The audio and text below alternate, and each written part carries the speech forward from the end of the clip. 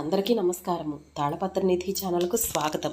ఈరోజు మనం ఈ వీడియోలో శ్రీకృష్ణ పరమాత్మ ఉద్ధవుడికి ఇచ్చిన చివరి సందేశం గురించి తెలుసుకుందాము. ద్వాపర యుగం ఇంకా కొద్ది రోజులలో ముగిసిపోయి కలియుగం రాబోతుందనగా ఒకరోజు శ్రీకృష్ణుడు బలరాముడితో అవతార పరిసమాప్తి జరిగిపోతుంది, యదుకుల నాశనం అయిపోతుంది, మీరు తొందరగా ద్వారకా నగరమును విడిచిపెట్టేయండి అని చెప్పడాన్ని ఉద్ధవుడు విన్నాడు. ఇతడు శ్రీకృష్ణ భగవానుడికి అత్యంత ముఖ్య సఖుడు మరియు పరమ అంతరంగిక విశేష భక్తుడు.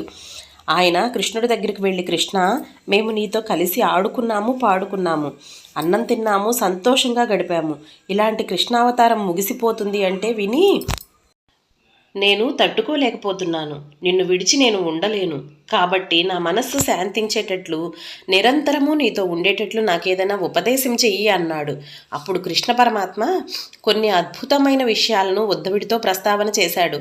ఇది మనం అందరం కూడా తెలుసుకొని జీవితంలో పాటించవలసిన శ్రీకృష్ణ పరమాత్మ చిట్ట చివరి ప్రసంగం. దీని తర్వాత ఇంకా కృష్ణుడు లోకోపకారం కోసం ఏమీ మాట్లాడలేదు. ఇది లోకమును ఉద్ధరించటానికి ఉద్ధవుడిని అడ్డుపెట్టి చెప్పాడు. ఉద్ధవా, నేటికి 7వ రాత్రి కలియుగ ప్రవేశం జరుగుతుంది. 7వ రాత్రి లోపల ద్వారకా పట్టణంను సముద్రం ముంచెత్తుతుంది. సముద్ర గర్భంలోకి ద్వారకా వెళ్ళిపోతుంది. ద్వారకలో ఉన్న వారందరూ మరణిస్తారు. తదనంతరం కలియుగం ప్రవేశిస్తుంది.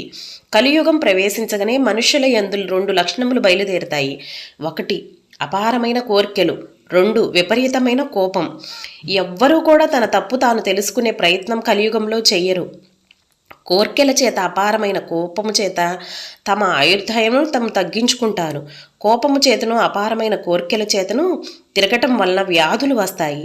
వీళ్లకు వ్యాధులు పోటమరించి ఆయుర్దాయమును తగ్గించి వేస్తాయి. కలియుగంలో ఉండే మనుష్యులకు రాను రాను వేదము ప్రమాణం కాదు, కోట్ల జన్మల అదృష్టము చేత వేదము ప్రమాణమని అంగీకరించగల స్థితిలో పుట్టిన వాళ్ళు కూడా వేదమును వదిలిపెట్టేసి తమంత తాముగా పాషాండ మతములను కౌగలించుకొని అభ్యున్నతిని విడిచిపెట్టి వేరు మార్గములలో వెళ్ళిపోతారు. అల్పాయుర్దాయంతో జీవిస్తారు. రాజయోగం చేయడం మరచిపోతారు.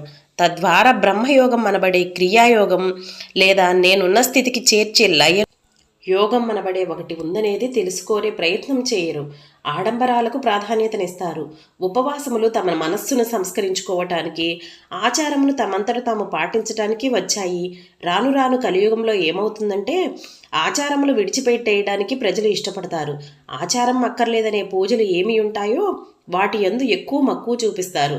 వాటి వలన ప్రమాదాలు కొని తెచ్చుకుంటున్నామని అంతఃశుద్ధి ఉండదు, చిత్తశుద్ధి ఏర్పడదు.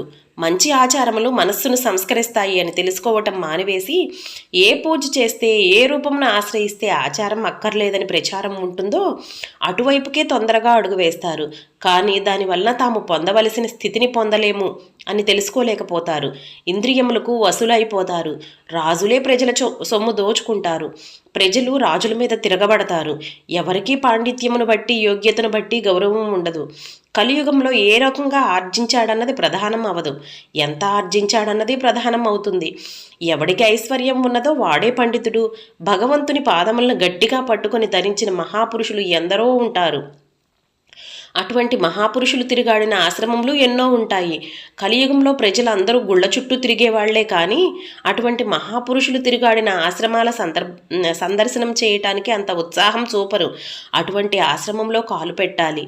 అటువంటి మహాపురుషుల మూర్తులను సేవించాలి. కానీ అక్కడికి వెళ్లకుండా హీనమైన భక్తితో ఎవరిని పట్టుకుంటే తమ కోర్కెలు సులువుగా తీరగలవు అని ఆలోచిస్తారు. ఈశ్వరుని యందు భేదమును చూస్తారు. కాబట్టి నీకు ఒక మాట చెబుతాను, ఈ వాక్యమును నీవు బాగా జ్ఞాపకం పెట్టుకో. ఇంద్రియముల చేత ఏది సుఖమును ఇస్తున్నదో అది అంతా డొల్ల. అది నీ మనుష్య జన్మను పాడు చేయటానికి వచ్చినదని గుర్తుపెట్టుకో. దీని నుంచి దాటాలని నీవు అనుకున్నట్లయితే ఇక్కడ నుండి భద్రకాశ్రమమునకు వెళ్ళిపో. కలియుగంలో కానీ ఏ యుగంలో కానీ నీ శ్వాసను గట్టిగా పట్టుకోవటం నేర్చుకో. ధ్యానం చేయటం విడిచిపెట్టకు. నీ దారి కావాలి. శ్వాసదారియే నా దగ్గరికి నిన్ను చేరుస్తుంది. నువ్వు చేసే ప్రతి క్రియలోనూ నేను ఉంటాను. ఇది విశ్వసించు ఉద్ధవా. ప్రయత్నపూర్వకంగా కొంతసేపు మౌనంగా ఉండటానికి ప్రయత్నించు. మౌనము, ధ్యానము, ఇంద్రియ నిగ్రహము చేయుట, నోటిలోని మౌనం, మనస్సులోని మౌనంతో ధ్యానంలో కూర్చొనుట, ఈశ్వరుని సేవించుట మొదలగు పనులను ఎవరు పాటించటం మొదలుపెట్టారో వారు మెట్లెక్కటం మొదలు పెడతారు. అంటూ శ్రీకృష్ణుడు ఉద్ధవునికి గీతోపదేశం చేశాడు.